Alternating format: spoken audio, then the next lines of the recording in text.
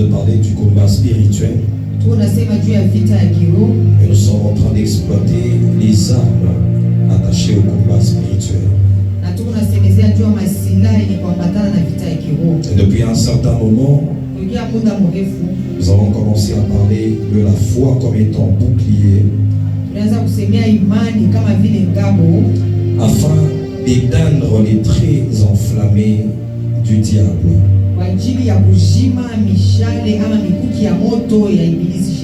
La Bible est en train de dire: prenez par-dessus tout cela le bouclier de la foi avec lequel vous pourrez éteindre les traits enflammés du malin.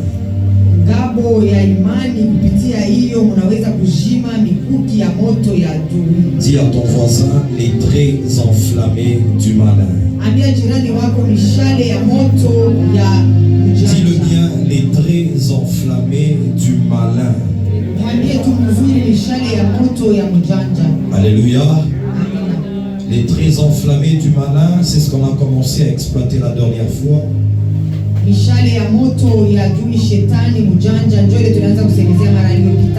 nous avons dit que la première dimension de ce trait se manifeste comme les pensées.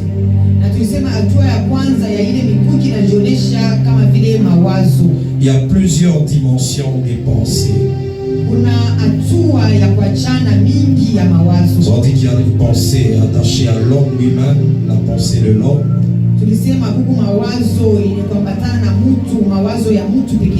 C'est ce qu'on peut appeler réflexion de l'homme. Il y a également les pensées de Dieu. Et il y a les pensées de l'ennemi, de Satan. Tandis que lorsque le diable veut t'atteindre, il lance les traits enflammés.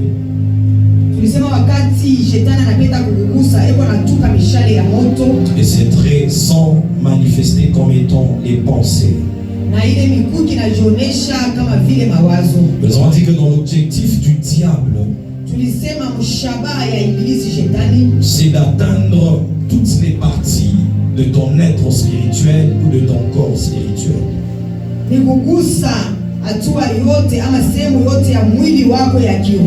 Nous avons dit de la tête jusqu'aux pieds, toutes les parties qui sont sécurisées ou armées,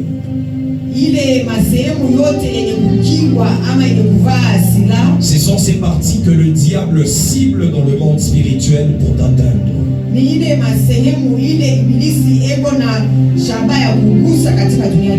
Il attaque le casque du salut à la tête. Il attaque la cuirasse de justice. La cuirasse. Il attaque la ceinture de la vérité. Et il attaque les chaussures qui sont les ailes de l'évangile de paix.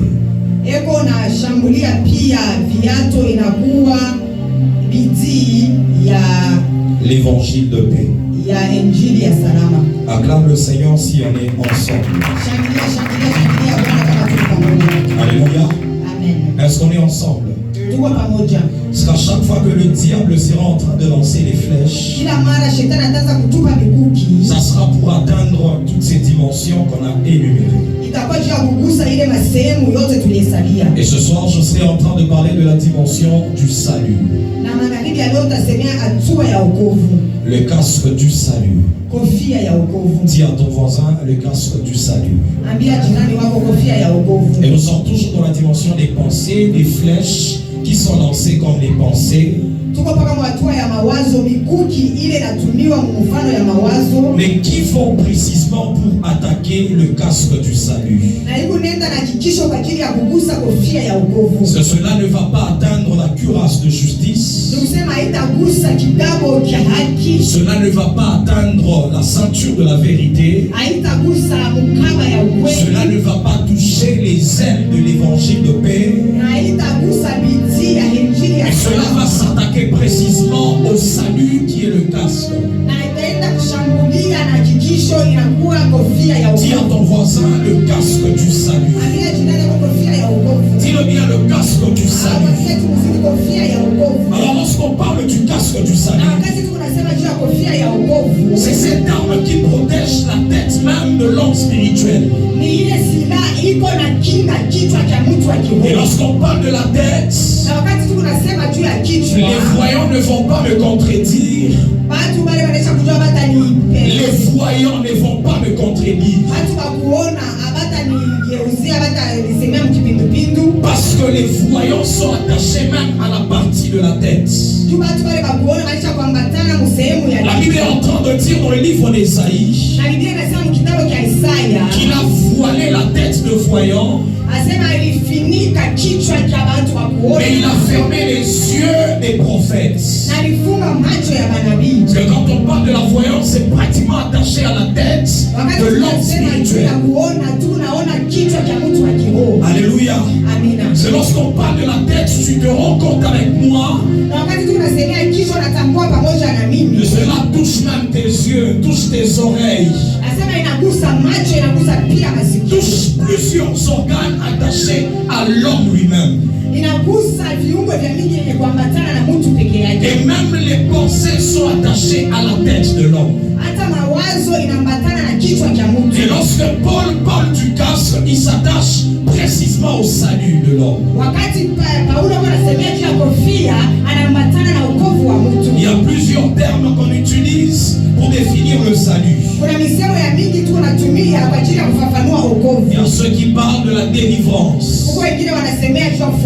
Lorsqu'on parle du salut, cela veut dire être délivré de quelque chose, être affranchi de quelque chose. Lorsqu'on parle de la dette du salut, un peuple qui reçoit le salut, c'est un peuple qui est mis à part. C'est un peuple qui est sanctifié, comme on dit. Même quand on parle de la nouvelle naissance, c'est un terme qui fait allusion au salut de l'homme.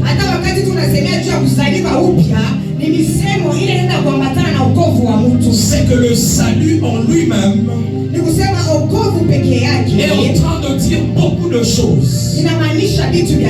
C'est pourquoi les Grecs parlent d'un terme qu'on appelle soteria.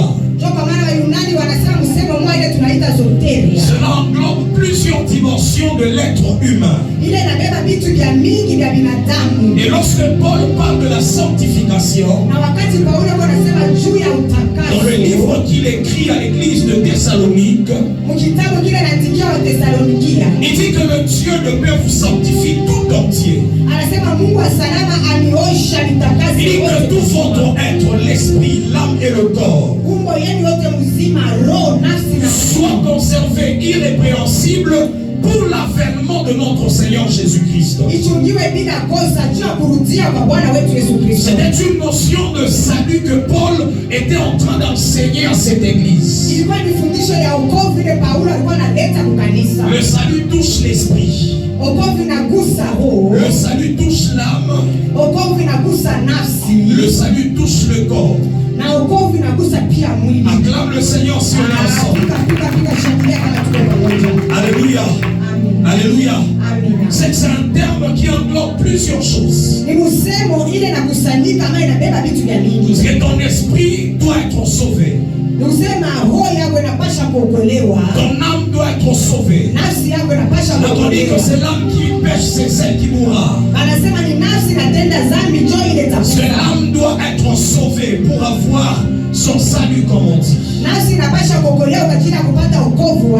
Le corps sera également sauvé.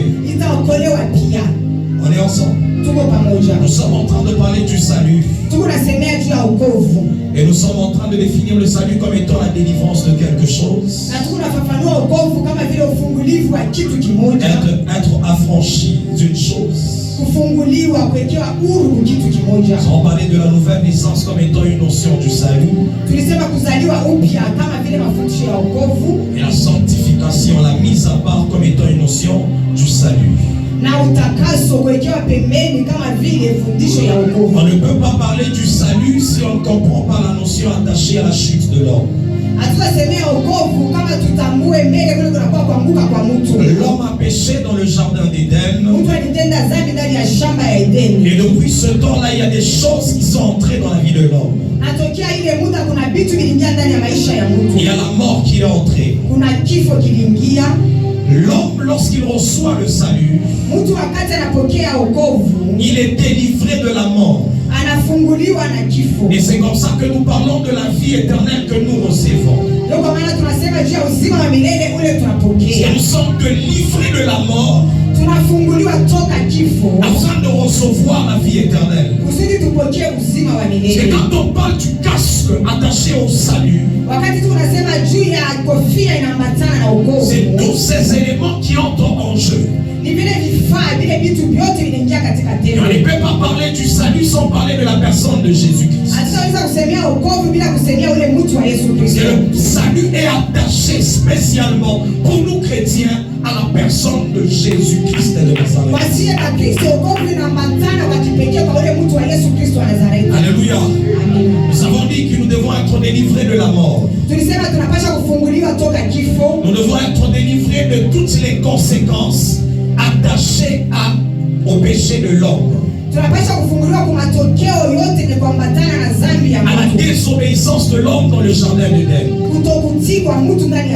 Et cette délivrance, c'est ce qu'on appelle le salut. Cette délivrance, c'est ce qu'on appelle le salut même. Être délivré du péché. Alléluia. Acclame le Seigneur si on est ensemble. Alléluia. Être délivré de la puissance de Satan. La Bible est en train de dire que nous avons été délivrés des puissances du monde des ténèbres. Et nous avons été transportés dans le royaume de son Fils. Le royaume de son Fils. Ça, c'est également une forme de salut que nous recevons. Et ce salut est attaché à la délivrance qui touche pratiquement les puissances du monde des ténèbres. Dis à ton voisin le salut. Dis à ton voisin le salut. Acclame fortement Jésus-Christ mon Dieu. Alléluia. C'est toutes ces vérités attachées au salut sont considérées comme étant le casque dans le monde spirituel.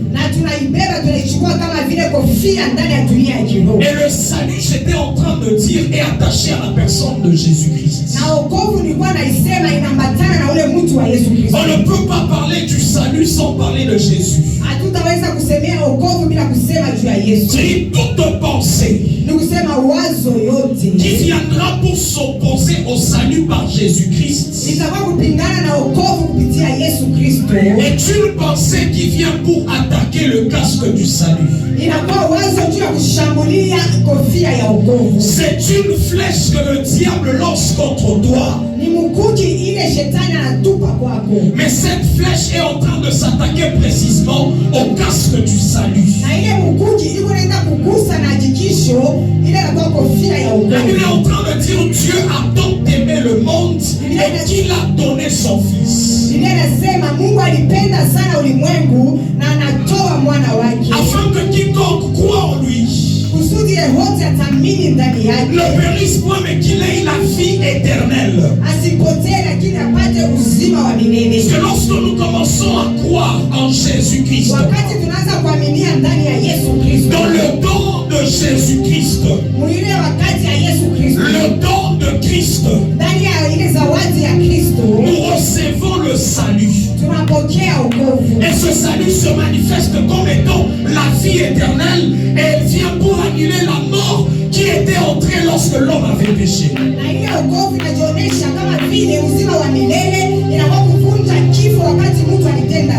Est-ce qu'on est ensemble?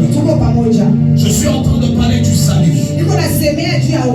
Et tu te rendras compte avec moi que lorsque le diable commence à agir, il viendra pour attaquer toute révélation révélation que tu as. Premièrement, par rapport à la personne de Jésus-Christ.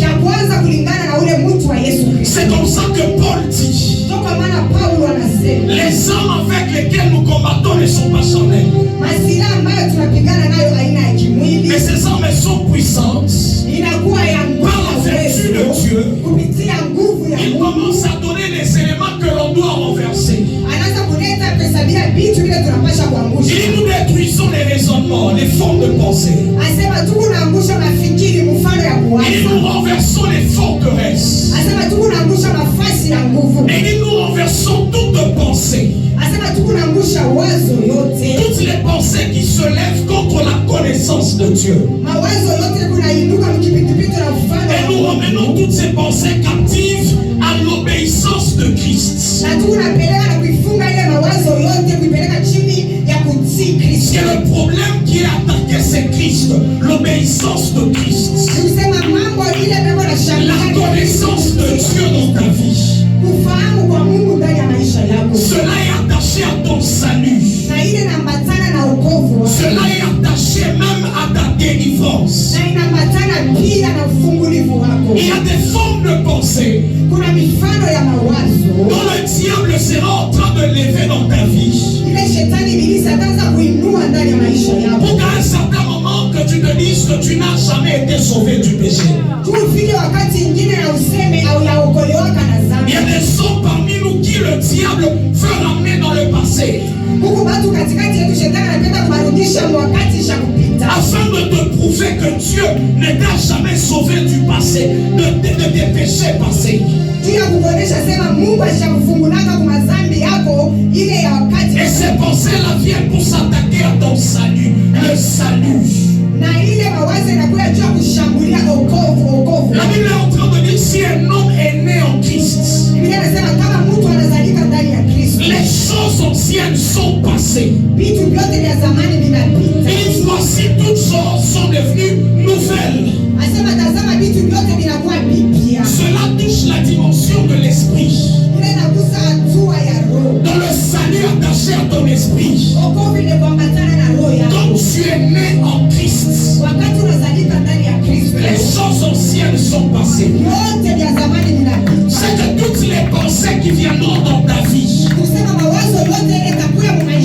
pour te dire que non, toi n'est-ce pas, tu étais dans la publicité. Toi n'est-ce pas, tu étais un ivrogne. Est-ce que toi tu peux également servir Jésus-Christ?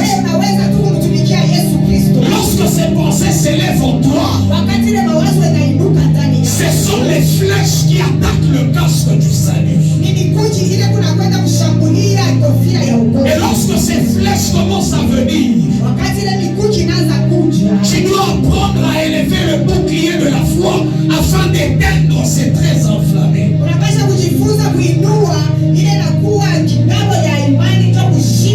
C'est là que le diable sera en train de te rappeler ton passé, tes péchés attachés au passé.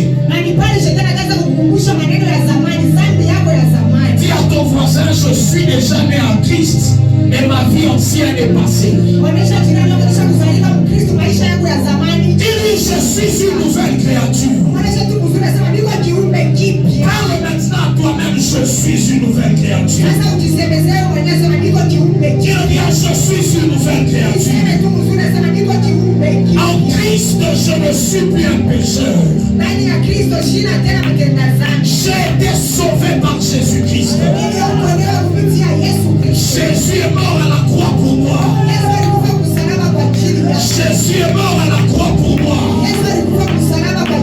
Je suis sauvé par Jésus-Christ. Ça, c'est une pensée qui te permet d'élever les boucliers de la foi et d'éteindre les traits enflammés qui viennent pour attaquer le casque du salut. Il y a des formes de pensée qui viendront dans ta vie afin de te dire que Christ n'est pas le sauveur.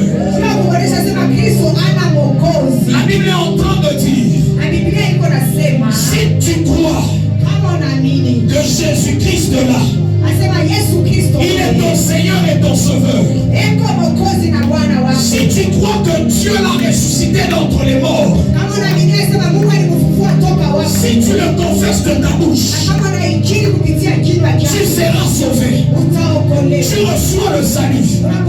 Mais il y a des formes et des pensées qui peuvent venir d'autres doctrines, d'autres religions, pour te dire que Jésus n'est pas le Sauveur, pour te dire que Jésus n'est jamais ressuscité. Quand tu vois ces pensées commencer à monter en toi, est-ce que réellement Jésus était ressuscité?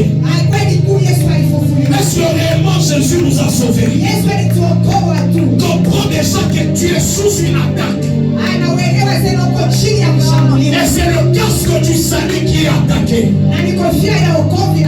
Le diable veut atteindre ta tête. Le diable veut atteindre ta tête. Il veut atteindre tes yeux si tu es un voyant. Il veut atteindre tes oreilles. Il veut atteindre ta tête. Il veut voiler ta tête. Mais ce soir, je suis en train de prier que toutes formes de pensées qui sont lancées contre toi pour attaquer ton salut, que ce pensée ne t'atteigne plus au nom de Jésus.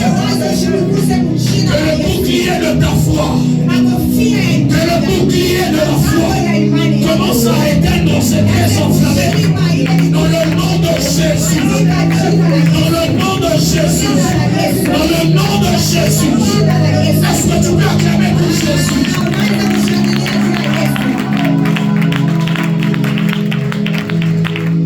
S'il y a certaines personnes au milieu de nous qui jusque-là ne croient même pas dans l'œuvre accomplie par le Christ Jésus. Et ça, c'est le diable qui attaque le bouclier, le casque du salut. Pose la question à ton voisin. Est-ce que tu crois réellement dans l'œuvre accomplie par Jésus? Tout ce que Christ a accompli, c'est pour ton salut. Le salut qui touche l'esprit, l'âme et le corps. L'œuvre accomplie pour ta guérison physique. L'œuvre accomplie pour la guérison de ton âme. Quand tu ne crois plus en ces choses-là, puisque le casque du salut a été attaqué, il est atteint. Alléluia. Acclame le Seigneur si on est ensemble. Alléluia.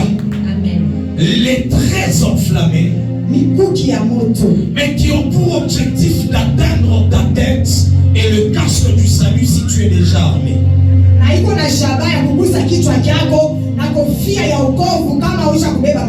Alléluia. Alléluia. Je dis, il y a des formes de pensée qui viendront vers toi, mais pour toucher cet aspect du salut.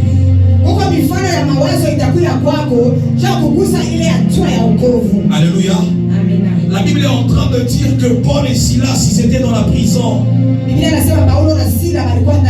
Ils ont chanté à un certain moment, les prisons se sont ouvertes.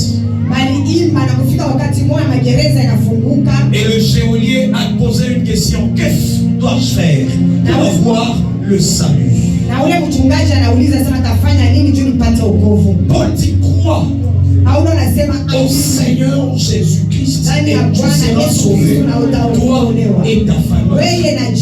C'est le salut est attaché dans la croyance dans notre Seigneur Jésus-Christ. Ceux qui viendront pour te dire que Jésus-Christ n'était jamais ressuscité, ils viennent pour détruire le casque du salut. Ceux qui viendront pour te dire que Jésus-Christ n'est pas Dieu, ils viennent pour détruire ton salut. S'il y a des formes de religion qui se lèvent afin de détruire le salut du chrétien, c'est le diable qui s'organise, qui amène des formes et des doctrines qui Jésus-Christ. Ils vont attaquer le salut par Jésus-Christ afin que les chrétiens deviennent vulnérables devant Satan. J'aimerais dire à quelqu'un ce soir que sans Jésus, il n'y a pas de salut. Il n'y a pas de salut. Dis à ton voisin, sans Jésus, il n'y a pas de salut. Dis à Dieu, sans Jésus, il n'y a pas de salut. Acclame le Seigneur pour Jésus de Nazareth. Et toutes ces choses viennent se manifester comme les pensées. Dis à ton voisin les pensées. Mais cette catégorie de pensées s'attaque au salut.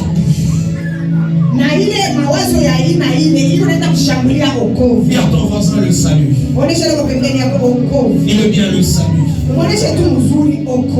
Acclame le Seigneur.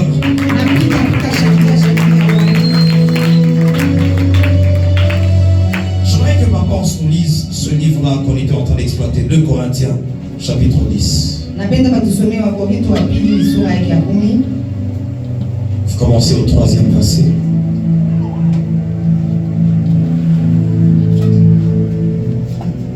Il est écrit: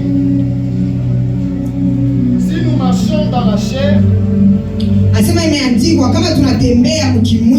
nous ne combattons pas selon la chair. Car les armes avec lesquelles nous combattons ne sont pas charnelles, mais elles sont puissantes par la vertu de Dieu pour renverser des forteresses. Nous renversons les raisonnements et toute hauteur qui s'élève contre la connaissance de Dieu.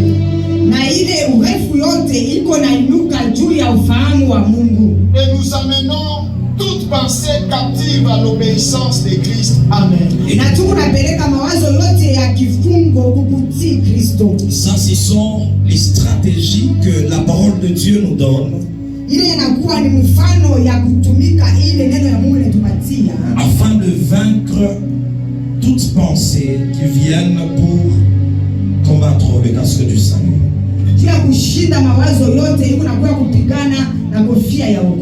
Dis à ton voisin, je vais combattre ces traits enflammés.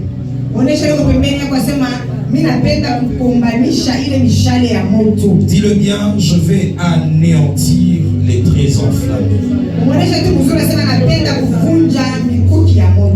Je vais également le lire dans ma version. Et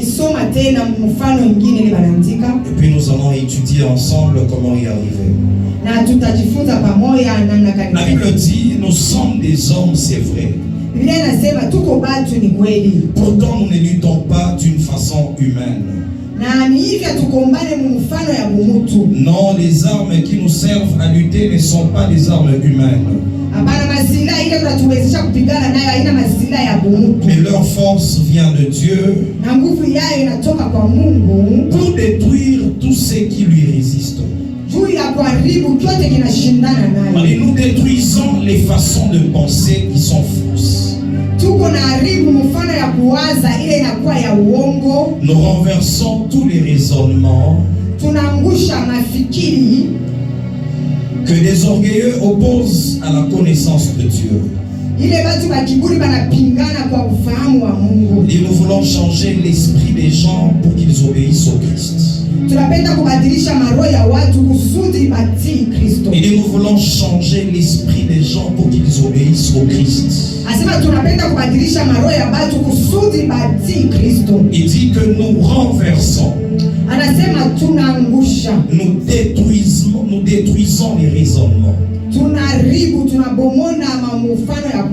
J'étais en train de regarder le temps où on a dit aux gens de prier. En fait, la plus grande difficulté, c'est d'atteindre la 3e stratégie que Paul donne. ile inakuwa kigumu ni kwenda kufikia mkuu ile hatua ya tatu ile Paulo anasemea.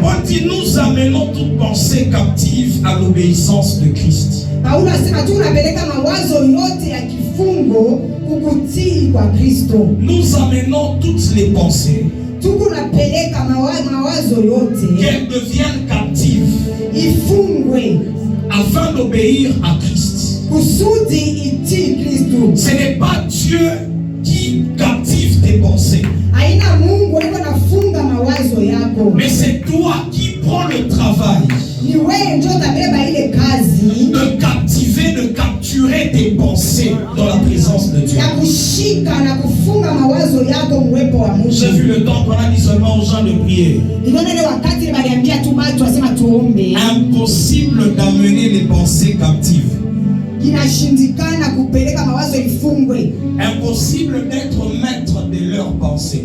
Kigumu kuwa mwalimu wa mawazo yako. Quand on dit amener les pensées à être captives, wakati tu unasema kupeleka mawazo ifungwe, ça veut dire tu as la capacité d'emprisonner les pensées. Ni kusema kuna uwezaji ya kufunga kuweka mgereza mawazo. Tes propres pensées, tu peux les emprisonner et rester attaché à une seule pensée.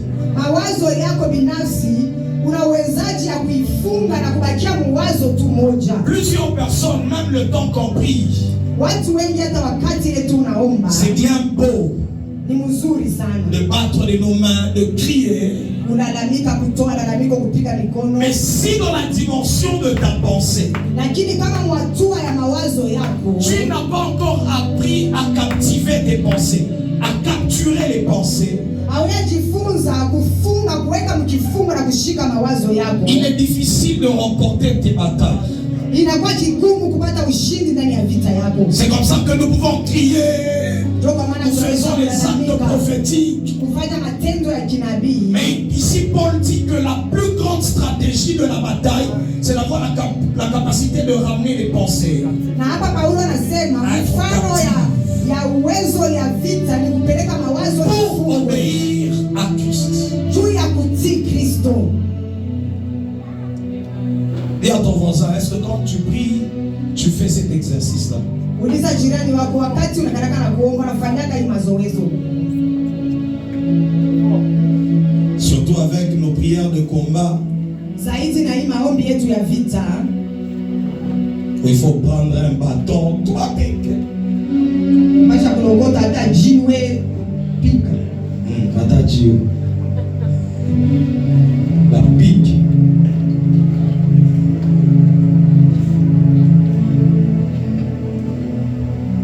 C'est la grande bataille, tu commences à la vaincre quand tu as la capacité de ramener tes pensées et de les captiver, de les capturer. Vita uko naipata na ushindi wakati unafika mkipimo cha kushika mawazo yako na kuiweka ndani ya kifungo. 2 secondes, c'est beaucoup pour plusieurs ici. Dakika 2 ni ya mingi juu ya watu wengi hapa. On a parlé du combat spirituel comme étant une bataille qui se passe dans la dimension spirituelle. Tulisema juu ya vita ya kiroho kama vile hatua iko napita mdunia ya kiroho. Si le diable peut t'attaquer dans la dimension de tes pensées, tu ne vas pas le vaincre avec ton corps. Kama shetani anaweza kukushambulia hatua ya mawazo yako, lakini wewe utamshinda na mwili wako. Quand tu fais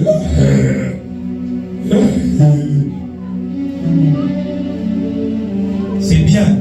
Ni mzuri. Mais ces mouvements deviennent efficaces si tu as déjà travaillé sur la dimension de tes pensées. Lakini ile tendo inakuwa na nguvu kama unaisha kutumika hatua ya mawazo yako. Je pose la question à tout un chacun. Qu'est-ce que tu fais pour entrer dans la dimension spirituelle? Unakalaka nafanya nini kusudi uingie hatua ya kiroho? Le combat spirituel se passe en esprit, non?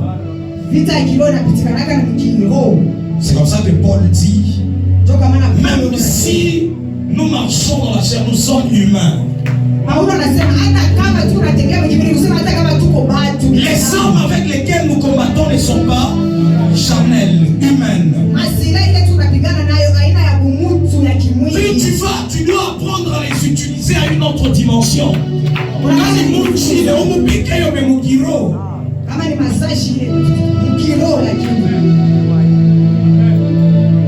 Hapana tu. Piga mkiro. Hii ni kinywa tu. C'est la bouche du corps.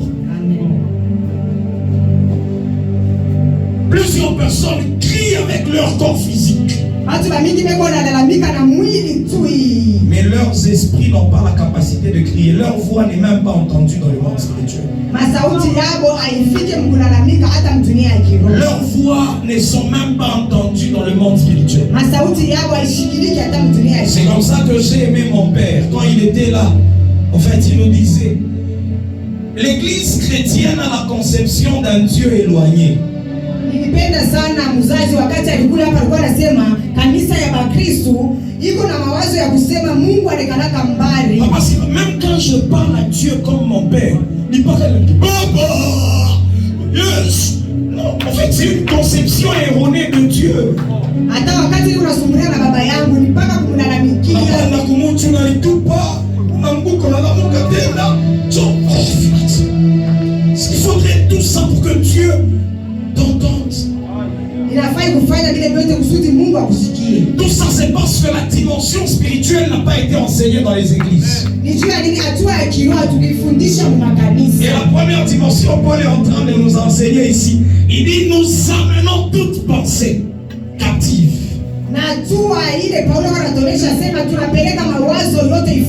Nous emprisonnons nos pensées. Tu emprisonnes. Je dois penser à ce que Christ a fait dans ma vie. Je dois penser à mon salut. Tu emprisonnes tes pensées.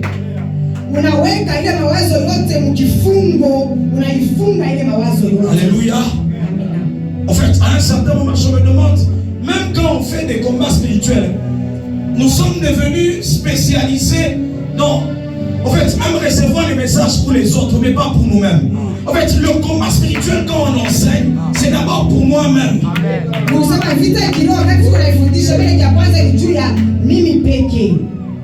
Dis à ton voisin, on t'enseigne d'abord pour que tu aies la victoire toi-même. D'abord, avant de chercher la victoire de quelqu'un d'autre. Prêt à voir comment papa s'est tombé, mais non,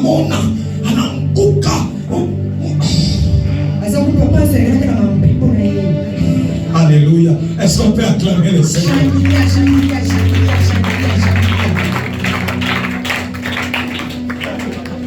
Mais quand il s'agit de ton propre combat, ramener tes pensées, juste les captiver, les capturer, les emprisonner. Avoir un focus pour avoir la victoire sur ton combat, c'est difficile. C'est difficile. C'est actuellement quand on commence à faire un combat spirituel, la première des choses que tu auras à faire, c'est de ramener d'abord tes pensées captives.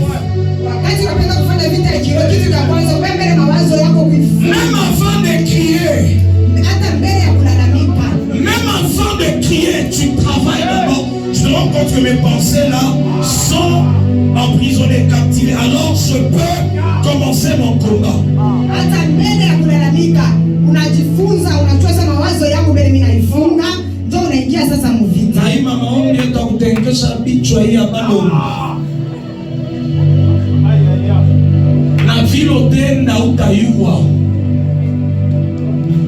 On verra seulement la tête en train de bouger, mais en train de penser à autre chose.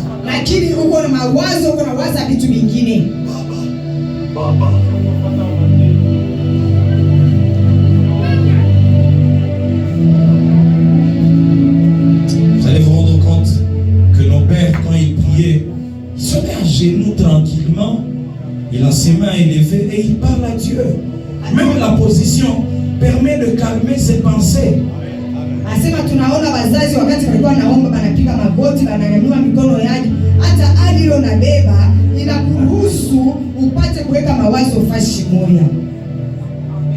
Quelqu'un était en train de me dire qu'à partir d'un moment, on va dire à toutes les personnes de Bethléem, toutes les âmes de Bethléem, de ne plus prier en langue.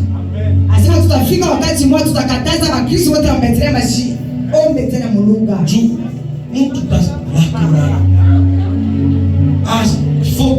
il n'y a pas de focus. La personne est déjà partie, elle est en train de penser à autre chose. Asema kwa nasema tu muruga raba mawazo yake iko na waza mamandei na vitu vya kuachana. Ni rababatu. Ni kinywa tu kiko nasema. Je crois que Papa Silva, Papa, ils connaissent à une période quand on était à Kilo Belo, j'avais arrêté. C'était Naba Kombea Bukari, Rosene Plague de Vas, Asema pale tulikuwa Kilo Belo ndio wakati mwana nilisimamishaka vile vitu. Faire des plis à constat, des constats, des chariot. Nabukari. Vino Bakutubu. La Bible dit c'est l'âme qui pêche qui mourra. Parce qu'il y a des prières de l'âme et de prières de l'esprit. On a tout pour l'esprit.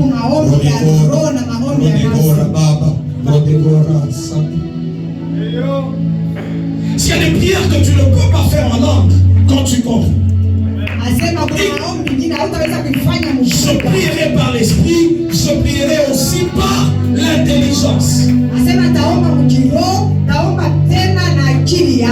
Pourquoi? Pour éviter que tes pensées là soient des pensées vagabondes. Sont en train de vaciller à gauche, à droite. C'est le plus grand travail que tu fais quand tu es dans la prière.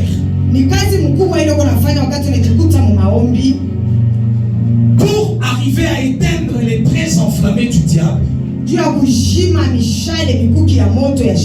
c'est d'avoir le contrôle sur tes pensées. Il y a plusieurs personnes ici qui ne savent même pas quand elles sont attaquées. Mais ils disent tout à tout, c'est toi qui contrôles tes pensées. C'est toi qui contrôles ta main.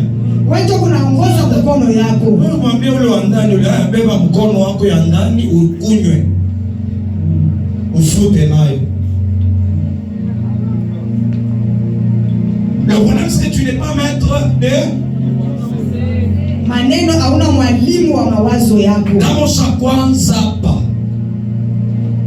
C'est lui qui regarde une femme pour la convoiter. Impossible d'arrêter.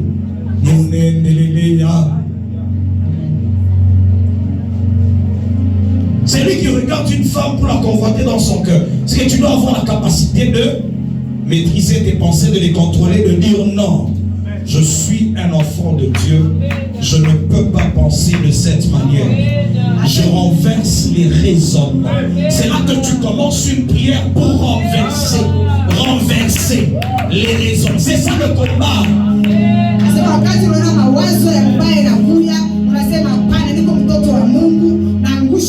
C'est ça le combat. C'est ça le combat. Tu commences à prier sur tes pensées. Tu commences à arrêter. C'est-à-dire cet effort-là pour ramener tes pensées. C'est ça la bataille.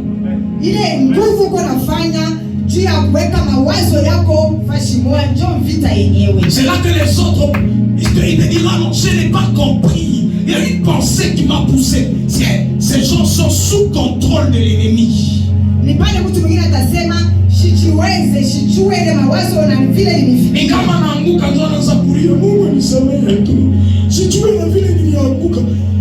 En fait, la personne n'est pas encore maître de ses pensées.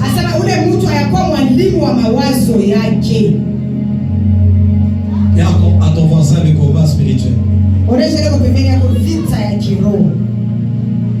La Bible dit dans le livre de 1 Corinthiens chapitre 2, c'est Paul qui parle, il dit, nous avons la pensée de Christ.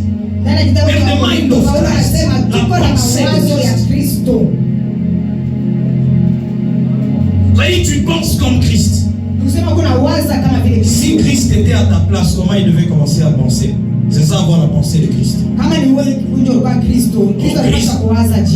Christ a nous l'espérance de la gloire. Je ne sais pas quel champagne, la gloire. Mais penser comme Christ. Et à ton voisin, tu as la pensée de Christ. Parce que toutes ces pensées qui viendront le salut, attaque le casque. Attaquer l'œuvre que Christ a accomplie à la croix. Attaquer la mort de Jésus-Christ et la résurrection. Attaquer le salut par Jésus-Christ. Ça, ce sont des pensées qui viennent pour détruire le casque du salut.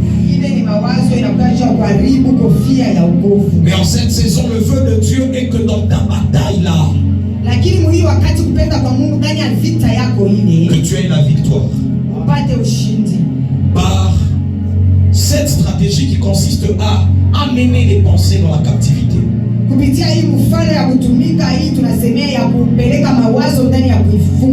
Bible est en train de dire, parce qu'on livre de Philippiens, qu'on a lu la dernière fois.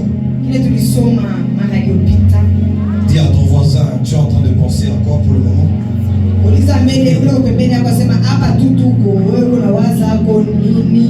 Tu es en train de penser à quoi?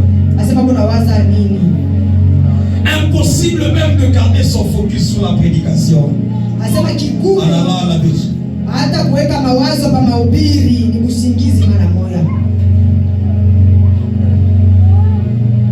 Que Dieu t'aide. Que Dieu t'aide. Philippiens plutôt, chapitre 4. Je lis le 8e verset. Il reste, frère, que tout ce qui est vrai, tout ce qui est honorable, tout ce qui est juste, tout ce qui est pur, tout ce qui est aimable, tout ce qui mérite l'approbation, ce qui est vertueux et digne de louange, soit l'objet de vos pensées.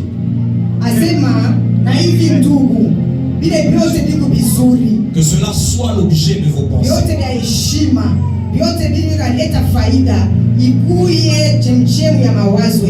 Quand on dit l'objet, c'est comme une cible.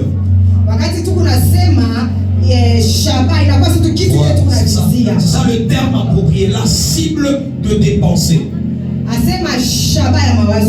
Soit l'objet de tes pensées.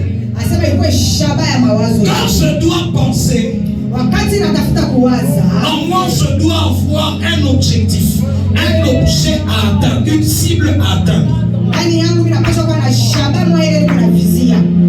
Je ne peux pas laisser toutes sortes de pensées venir à moi. Je dois les ramener captives. Les emprisonner. Je dois chercher une pensée pure. Une pensée digne de louange. Une pensée vertueuse.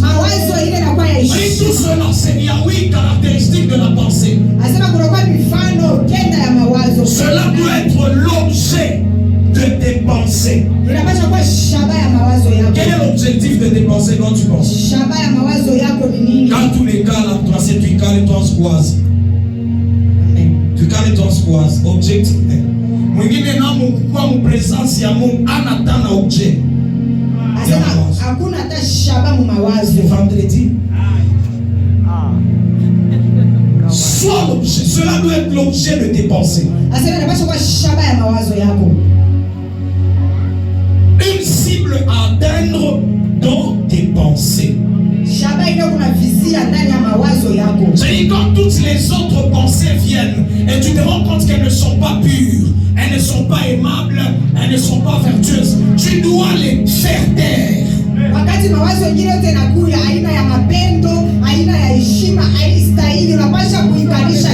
Voilà. Tu te rends seulement compte que tu te lèves le matin. Oh papa, j'ai oublié les tout loin. Non, non. Voilà. Cette pensée-là, c'est déjà une pensée de la sorcellerie. Déjà la sorcellerie. La haine. Tu te rends compte seulement que c'est une pensée de haine qui monte en toi. Ce n'est pas Dieu. Ce n'est pas la pensée de Christ. La pensée de Christ, c'est une pensée d'amour. Mawazo ya Kristo ni mawazo ya mapendo. Et si tu te rends compte qu'il y a ce genre de pensées qui sont en train de venir, tu kama unaona mawazo ya vile yanaweza enflammé, très enflammé.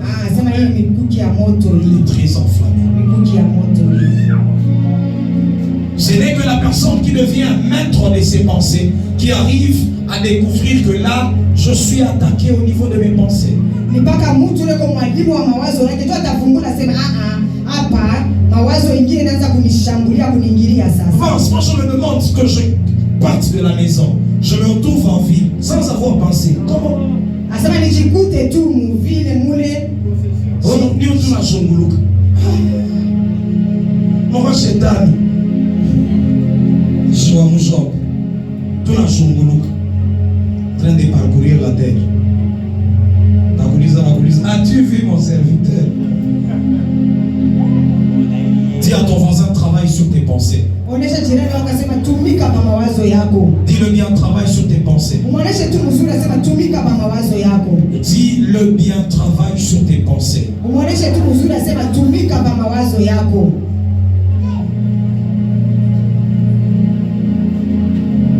Ramener les pensées captives.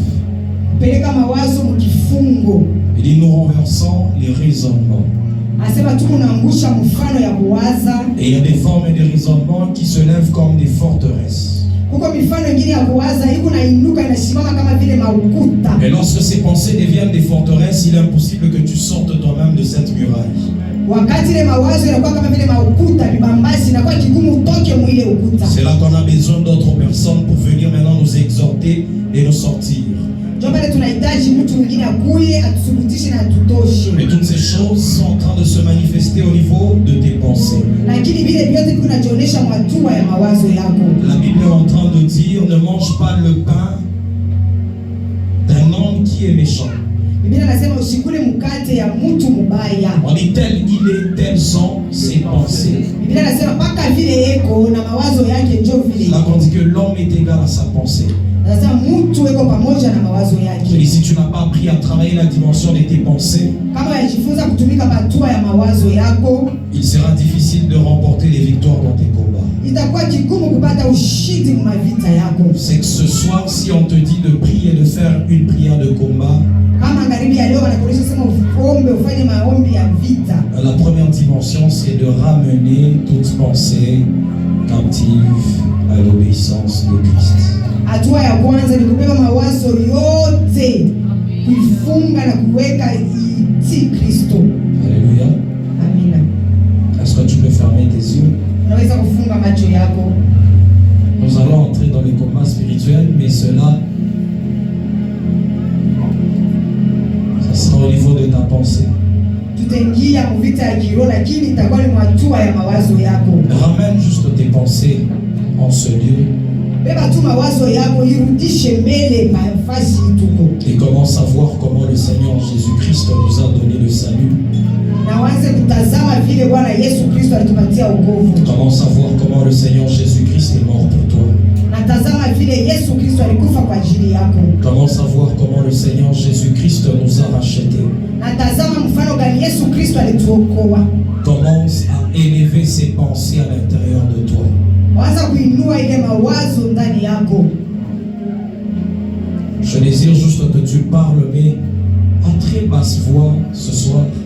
Napenda tu useme kwa sauti ya chini magharibi ya leo. Et que tu commences à dire ce soir, Père, useme magharibi ya leo Baba, je suis en train de renverser tous ces raisonnements niko naangusha ile mawazo yote qui se levaient, ile ilianza kuinuka, qui venaient pour attaquer le casque du salut.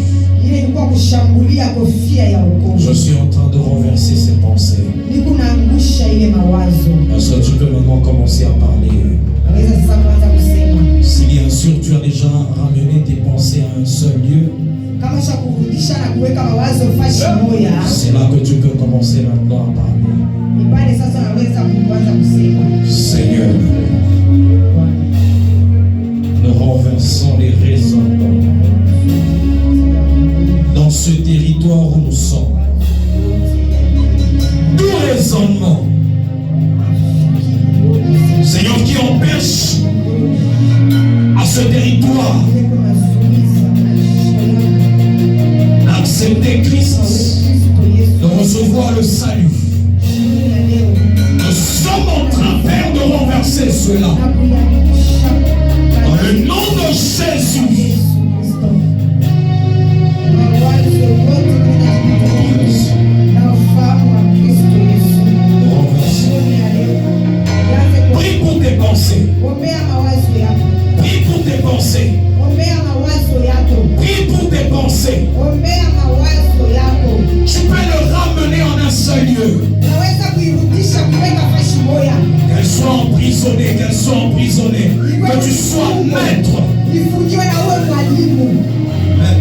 pensées. Mwalimu wa mawazo yako. Maître de tes pensées. Mwalimu wa mawazo yako.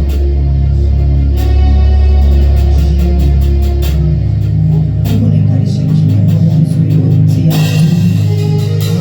yote ya shetani, mawazo yote ya si Kristo yanze kufungwa. Toute pensée qui ne confesse pas Yanze kuharibika. la Seigneurie de Christ. Ndani ya uzima wangu.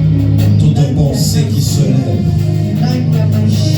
contre mon salut, je renverse. Je renverse. Je renverse. Je renverse. Je renverse. Je renverse. Je renverse. Les pensées de l'ennemi. Les pensées de l'ennemi. Mawazo yote ya magonjwa, mawazo yote ya dhambi, mawazo yote ya chuki. Est-ce que tu peux commencer à refuser les pensées du péché?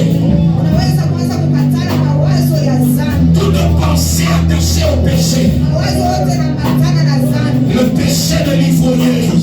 Dhambi ya Le péché de l'impudicité. dhambi ya uzinifu. Le péché du péché. Dhambi yote. La Bible dit c'est du fond de ton cœur que viennent les mauvaises pensées. Moyo wako unatoka mawazo. Les meurtres, les adultères, Maji, uzinifu, les impunicités, les vols. wizi. Et toutes ces choses proviennent de tes pensées. Ile vitu vyote vinatoka kwa mawazo. Prie pour tes pensées dans Dieu. Mawazo yako pale mtu.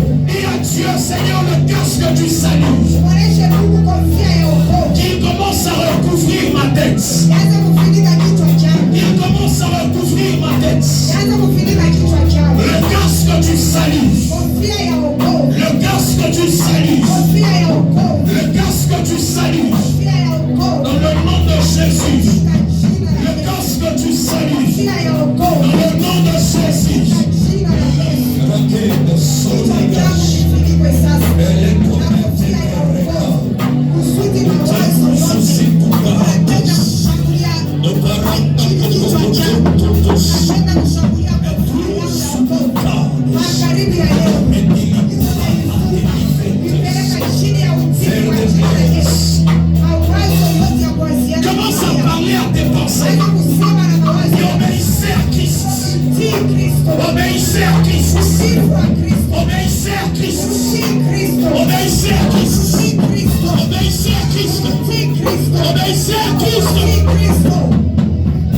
Mawazo yote ya chuki, mawazo yote ya muuaji, mawazo yote ya shetani, mawazo yote ya uzinifu, mawazo yote ya uovu, mawazo yote ya giza, mawazo yote ya mawazo yote ya kukosa mapendo, mawazo yote ya kichwa kwa ajili ya kukosa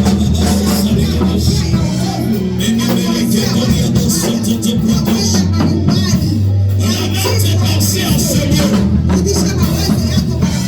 Que les pensées ne soient pas en train de divaguer. Ramène tes pensées. C'est pourquoi nous fermons les yeux quand on prie. Pour que tu ne sois pas distrait dans la présence de Dieu. Pour que tu aies la capacité de ramener tes pensées. D'emprisonner tes pensées. Généros, Shetani leo anatumikisha mikuki yote kwa hatua ya mawazo yangu. Leo niko nainuka, niko napenda kwenda katika kifungo. Mawazo yote ya kutoka kwa shetani, mawazo yote ya kutoka kutumia ya giza kwa ajili ya kushambulia kofia yangu ya wokovu. Magharibi ya leo niko nainuka, niko nasimama, nikifunga, nikishika mawazo yote ya adui, mawazo yote ya dhambi, mawazo ya kushindwa, mawazo yote yanaleta sifa kwa jina la Yesu, mawazo yote ya kutoka kuongozi, ya kutoka kutumia ya giza kwa ajili ya kushambulia kofia ya wokovu ya maisha yangu. Leo magharibi niko naishika, niko naifunga, niko naiangusha kwa jina la Yesu Kristo, kwa jina la Yesu Kristo, kwa jina la Yesu Kristo.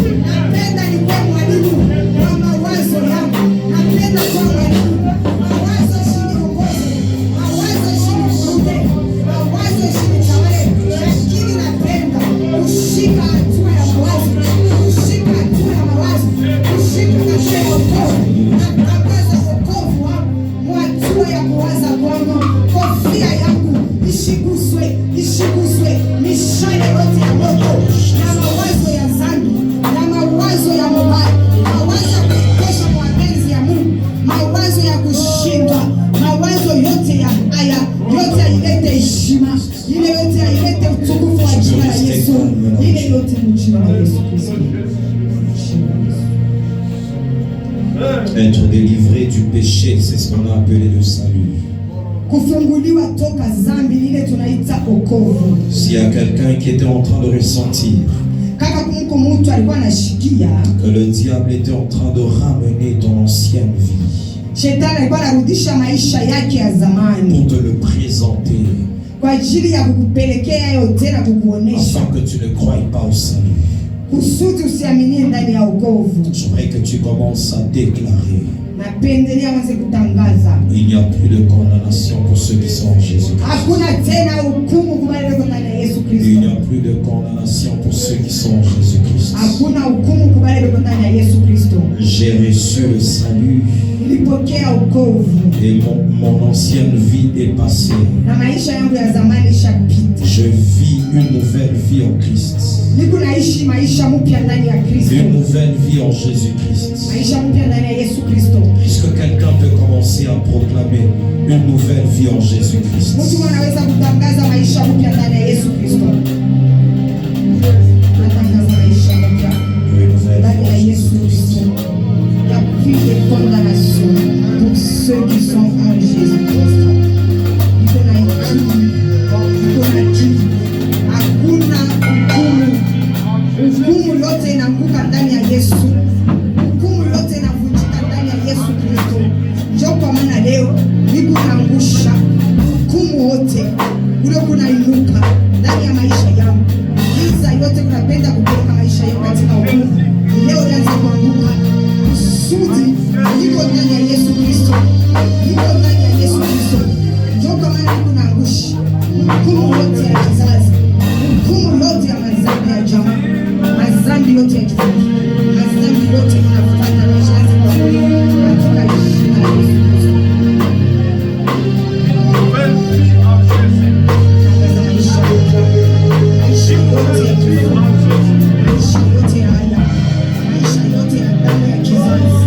Mazambi yote yaanze kufuata maisha yao. Kupitia jina. Kupitia kizazi. Kupitia jamaa. Kupitia maisha ya zamani. Nguvu yote ya magonjwa ya mke. Kifungo chote.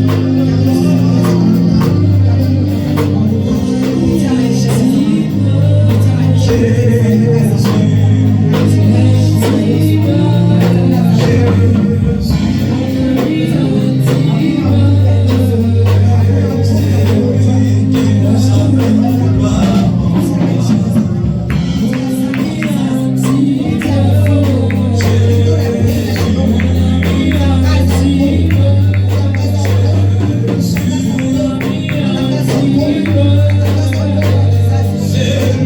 Tangaza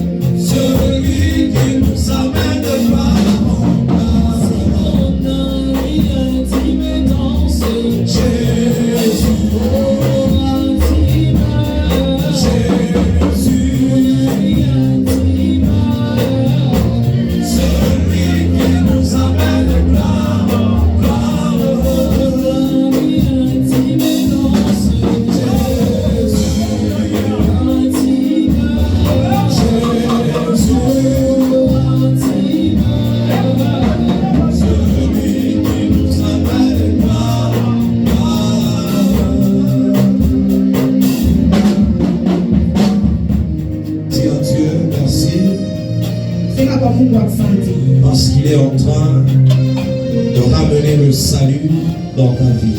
Njoo anarudisha wokovu ndani ya maisha yako. Tes pensées sont délivrées. Mawazo yako yanafunguliwa. Si tu étais dominé par les pensées du monde des ténèbres, Kama ulitawaliwa na mawazo ya ulimwengu wa giza, l'Éternel est en train de délivrer cette dimension de tes pensées.